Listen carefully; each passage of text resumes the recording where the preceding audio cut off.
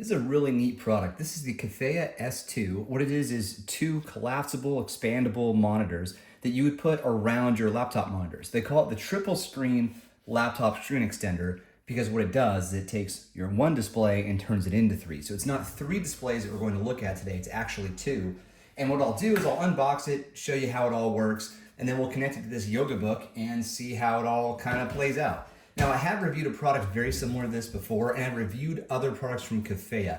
And generally what I would say is they're well built, they're pretty neat devices just in terms of like cool gadgets that you can get to help increase your productivity. And they kind of come out of nowhere. Like who would have ever thought you'd have a dual display, like a triple screen extender? I don't know, I never thought about doing that to my laptop. I thought about it coming built into the laptop, right? Where like you're starting to see that from other brands now like Lenovo, but something like this I think is such a neat idea. Now, they are priced a bit on the higher side. $360 is the MSRP, is the full retail price of this one, but it's actually on sale right now for $190. So I'm gonna try my very best to get this review up and out before the sale expires, but I actually don't even know when it expires, so I'm gonna try to post it today. Hopefully it's still on sale. Okay, so we have two 14-inch monitors at 1080p resolution with a maximum refresh rate of 60 hertz. So not gaming monitors, but you could connect it to something like a ROG Ally X, and you can have it then, three screens on your ROG Ally. All right, so in the box, it may seem a bit complicated. We'll get to it all. Starting off, everything comes in a leather carrying case. So the entire apparatus is right here. You pull it out, you unfold it. I'll do all that on video here, and then you're off to the races. It also has a pouch here for the cables, and you're going to have quite a few cables. Let's get to those. Okay, we have a 90-degree angle USB-C to USB-C, two of those for obvious reasons. We also have a regular USB-A to USB-C, two of those.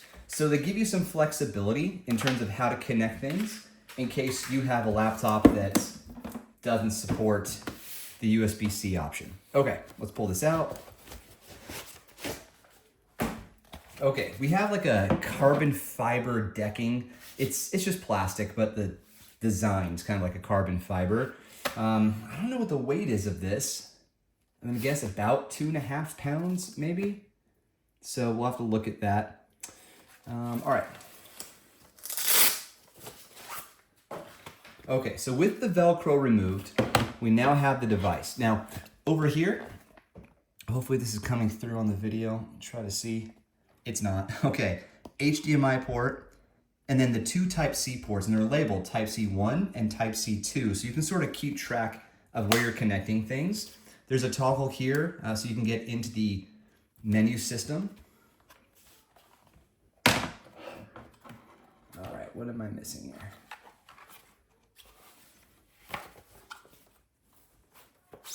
Padding. Okay.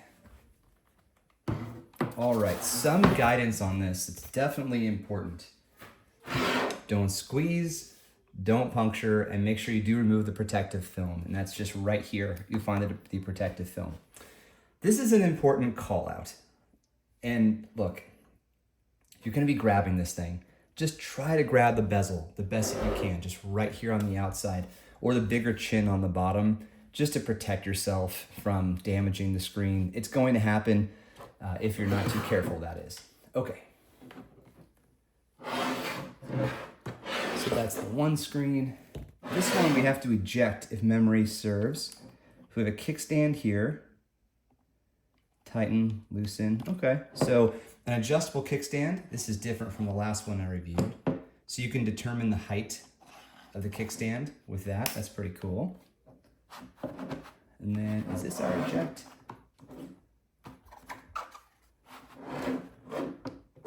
Okay, so it's going to expand this way. So there are some safety guards here just to protect you from pulling it out or turning it upside down and the monitor coming out.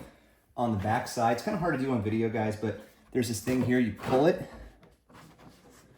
to release the tension, and then you can get to the display.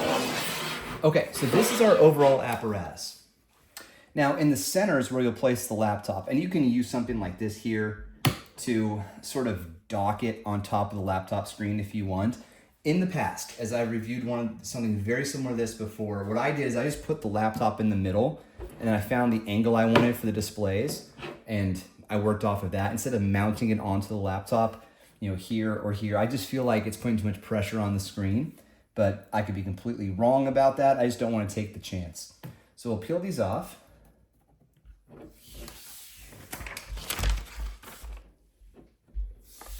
Okay, remember, don't squeeze and don't pierce. Okay. Now the laptop that I'll be using, the Yoga Book here, what are you calling it the Yoga Book? It's the Yoga Slim. It has two USB-C ports, one on the right and one on the left. So we should be able to get this all connected.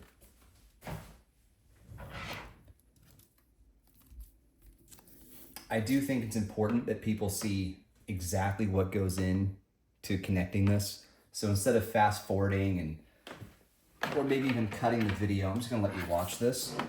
Because if you're at a coffee shop, you know, or you think you might want to use this at a coffee shop, you'll probably want to know how much time it's going to take to get things connected.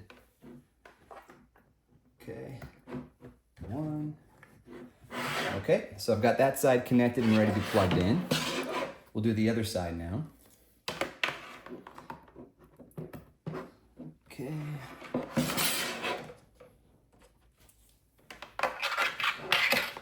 Now you can plug these in on either side. I'm going to use the 90-degree ones for the laptop side because what I want to do is sort of just tuck it in like that. So instead of the cable coming out and then wrapping that way, just goes straight.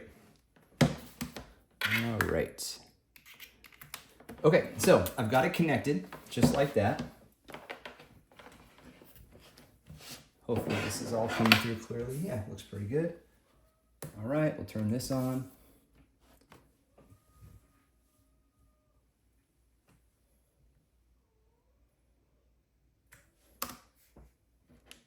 All right, just a second here. Let me just get some privacy. All right. Okay, so we've got them connected. Plugs are all the way in. Okay, didn't have that one plugged in quite right. And I didn't plug this one all the way either. Hang on. Okay, make sure you plug them in well. Okay, should be able to twist these. Let's see if these ones twist. These ones don't twist. Okay, so now there is one I've reviewed before by Kefeya where you can tilt the screens. This one's not that way. So if you want to get the right angle, you're going to have to use the kickstand that's in the back, which is a little hard to do from this angle, but anyway, it's definitely a thing you can do. So give me a second.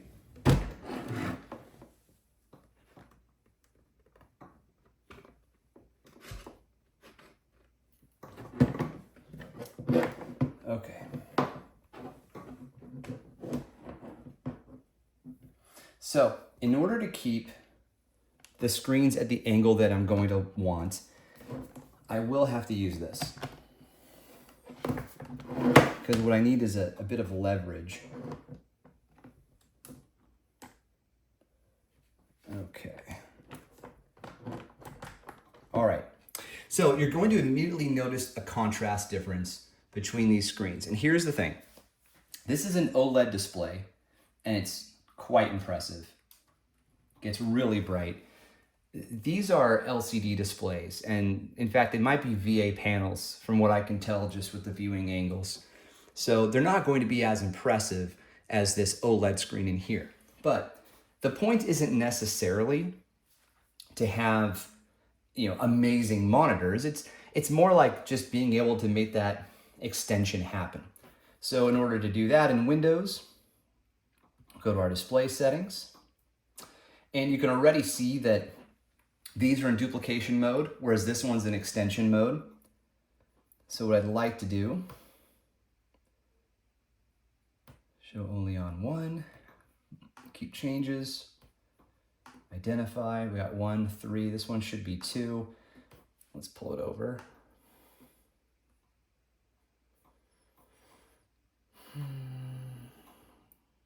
Oh, they have built-in speakers. That's helpful. All right, cool. All right, so connect this display, extend. All right, keep changes, drag it over. Okay.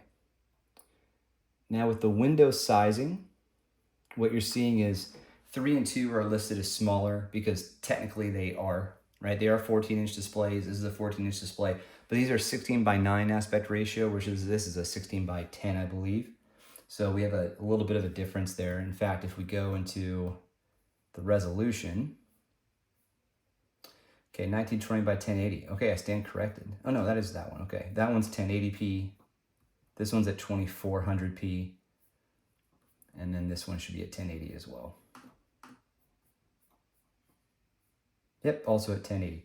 So, just as you would expect, you can drag your windows over. All right, that one was no problem. Let me just see what's going on here. Oh, I never hit apply. Well, that'll make a difference. Okay, so I've got my window here, and let's say on this window, I want to just browse some files. And on the window on the right, we go here. Okay, so now I've got a browser over there. I'm doing my file stuff here, and maybe I'm playing with system settings over here. So obviously, if you wanted to, you could have something like Slack on the left-hand side and maybe a Word document on the right, and then your browser in the middle, like whatever you want. It's Windows, so it's Microsoft Windows operating system, so you can move things wherever you want. This is fully compatible with Mac OS as well. They're extra monitors, guys. So they're going to function as extra monitors. So there are additional settings as well. So let's take a look at that now. Go ahead and get this disconnected and out of the way. Actually, I need it connected, my bad. Okay, hang on. Bear with me. Oh, okay, perfect. So what I'd like to show you now is how to access the onboard settings, okay? So let's do that real quick. All right. So to do that, this is so inelegant. Sorry, I have to keep it powered. It's the only way I can do this. All right, I just changed a setting on the keyboard. It's not you guys, it's me. All right, how did I even do that? Oh, this.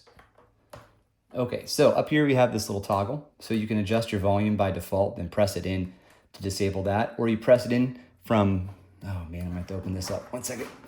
Okay, you open this up, and then you got your backlight access, contrast, brightness, sharpness. You can change the eco mode if you wanted to. Then you can change the color temperature. There's some presets to go through. The sRGB or just totally custom, warm, cool, and user, which is the custom one. Go back to RB. Wow, man, actually. Interesting. Okay, I'll play with that later. Oops.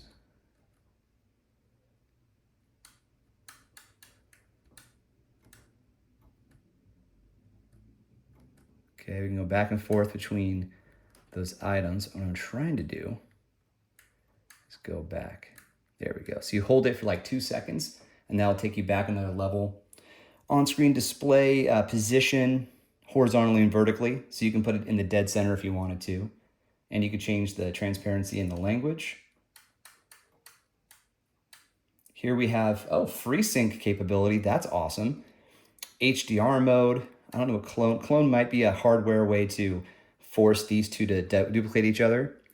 And then you can change your signal source, right? No problem there, because you can actually connect 2 different devices to this one screen as well as the other one. So you can do it that way. You can adjust the volume, the blue light filter, and you can force the speakers to be muted. So you have quite a few options there as well. Now, if you're trying to make a decision about a device like this, the number one, very first question you have to ask is, do you even need it? Like, what's it going to be for in your workflow?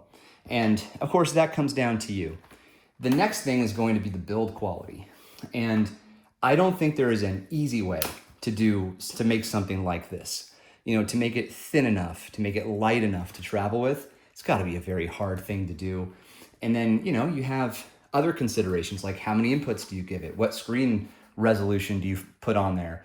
The more options you give, or the more expensive options you give, the more expensive the device becomes. So that's something to think about too. And then like practicality, like how likely are you to use it to validate the price you're going to pay? Well, at $300, that's a difficult value proposition. But at the sale price of $190, it becomes a lot easier. And it's really not that much more to travel with either if you're not traveling too far.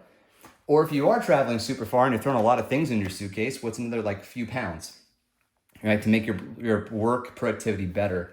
So what is your workflow? What do you spend your time doing? I think I've done some time coding, it was a long time ago, but when I was programming, yeah, it's really helpful to have multiple screens. It really is.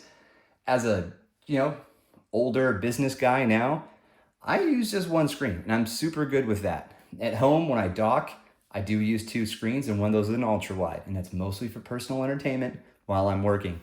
But if I'm on the road, I just take my 15-inch MacBook Air and I'm good to go. But everyone's a little different and you got options out there. So thanks to Kefeya for sending this over. Thanks for your patience. We'll see you on the next one. Cheers.